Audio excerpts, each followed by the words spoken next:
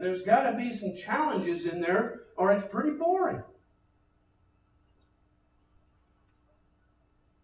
We seem to prefer that nothing would go on that requires a miracle from God. Now, I know you're arguing with me inside a little bit, but that's really where we head. We say we want miracles. We say we want God to do a miracle, but then we spend our lives avoiding the context in which miracles occur.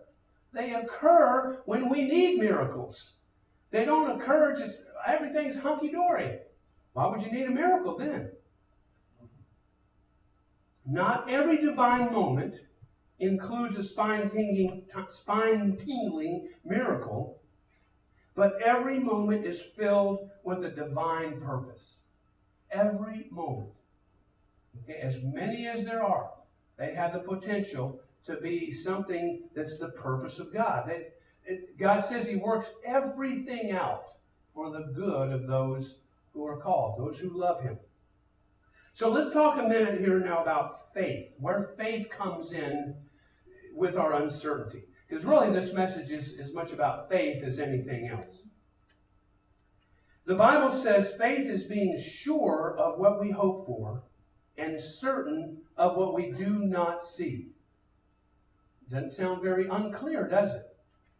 And it says this is what the ancients were commended for. These ancient people that they're talking about believed God for everything He promised.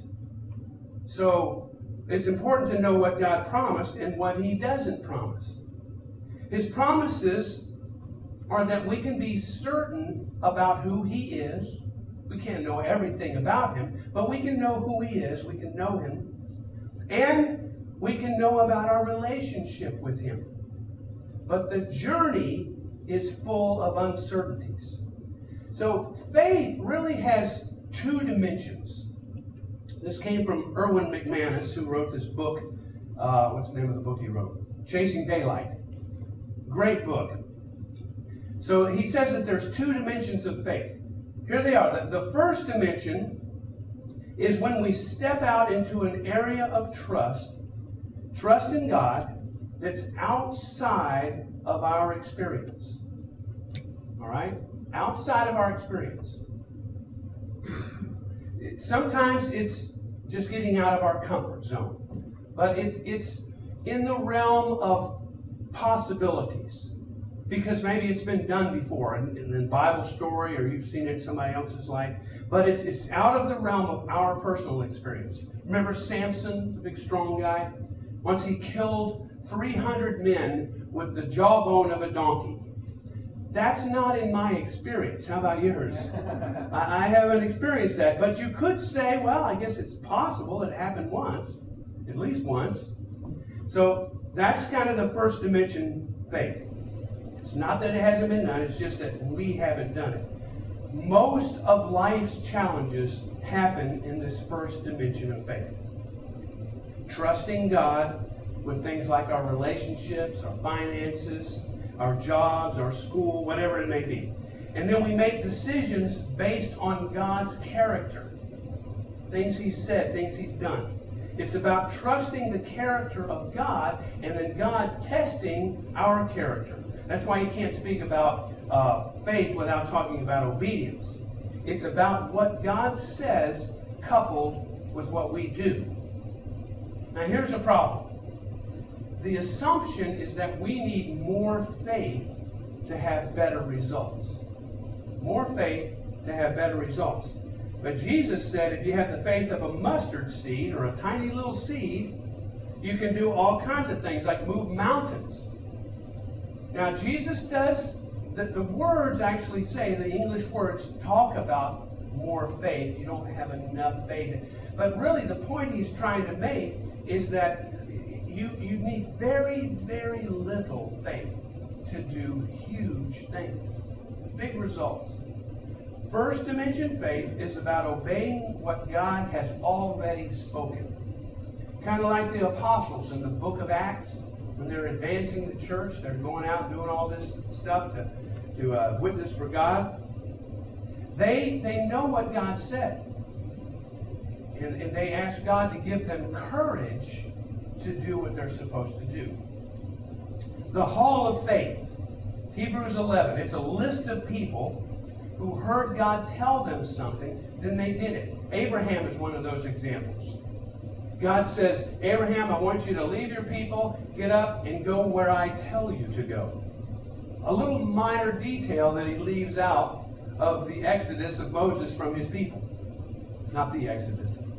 Okay? Abraham, not Moses. I got them mixed up. Abraham. Okay? God says, go, but I'm not going to give you all the information yet. Right? That's exactly what happened with Jonathan. Jonathan knew God had called him to be a warrior against the Philistine oppression. What Jonathan did not know was everything else. He just knew that one little piece. I'm a warrior to stop this Philistine oppression. This is another wonderful thing about uncertainty. It's the setting where God invites us to be creative. God is the creator. He created us in His image. We are creators. Now, we don't create worlds, we don't create universes, but we're creators. Go look. Is Ellen in here? I think she's probably with the kids. Go look in that room far in on the right-hand side, and you'll see that God has created us. That has made us be creative. What she's painted on the walls for the middle schoolers is so cool. Another great example of creativity is Gideon. Remember Gideon? He's the guy that God came and said, I want you to take care of these Midianites. They're ravaging your nation. And I want to whittle your army down from thousands down to 300. And Gideon's a little weary of this, and he tries to test God.